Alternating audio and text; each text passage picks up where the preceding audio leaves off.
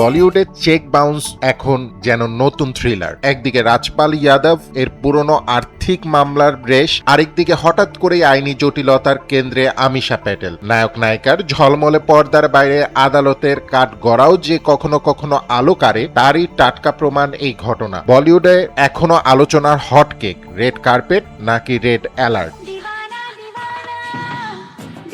ঘটনার সূত্রপাত প্রায় এক দশক আগে। 2017 সালে উত্তরপ্রদেশের মোরাদাবাদের এক ইভেন্টে ম্যানেজার পবন ভার্মা অভিযোগ করেন, বিয়ের অনুষ্ঠানে হাজিরা দেওয়ার জন্য 14,50,000 রুপি নিয়েও নাকি আসেননি অভিনেত্রী। উপরন্তু অতিরিক্ত পারিশ্রমিক দাবি করে নাকি উড়ে গেছেন মুম্বাই। শোনার পর থেকে গসিপ মহলে ফিসফাস, গাদারের সাকিনা কি তবে সত্যি গাদার করেছেন? অভিযোগের দ্বিতীয় অঙ্ক আরো নাটকীয়। বলা হচ্ছে 10 লাখ রুপি ফেরত দেওয়া হলেও বাকি 4.5 লাখের জন্য দেওয়া চেকটি বাউন্স করে। আর এখানেও মামলার মোড়। চেক শব্দটা যত ছোট তার ধাক্কা কিন্তু বিশাল। আদালতে একাধিকবার তলবের পরও হাজির না হওয়ায় মোরাদাবাদের আদালত নাকি জারি করেছে জামিন অযোগ্য গ্রেপ্তারি পরোয়ানা। পরবর্তী শুনানি 27 মার্চ। কোর্টরুমে এবার কি সিনেমা ক্লাইম্যাক্সের মতোই টুইস্ট?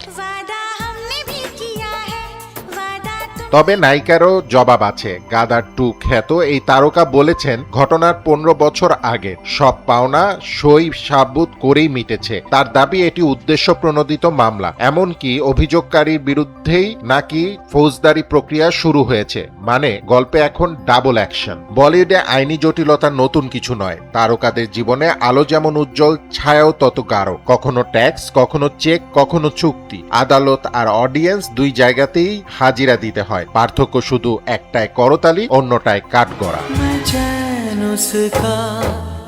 এই ঘটনায় আবারও প্রমাণ হলো পর্দার গ্ল্যামার আর বাস্তবের হিসাব এক নয়। বিয়ের মঞ্চে হাজির না হওয়া থেকে আদালতে হাজিরা, সব এখন জনতার চায়ের আড্ডার বিষয়। সোশ্যাল মিডিয়া, মিম, ট্রল, তর্ক সব মিলিয়ে ভাইরাল প্যাকেজ সম্পূর্ণ। এখন দেখার পালা 27 মার্চের দৃশ্যপটে কি হয়। সত্যি কি আইনি ঝড় নাকি ভুল বোঝাবুঝির মেঘ কেটে যাবে? বলিউড জানে নাটক কখনো শেষ হয় না, শুধু দৃশ্য বদলায় আর দর্শক তারা অপেক্ষায় পরে সংলাপে।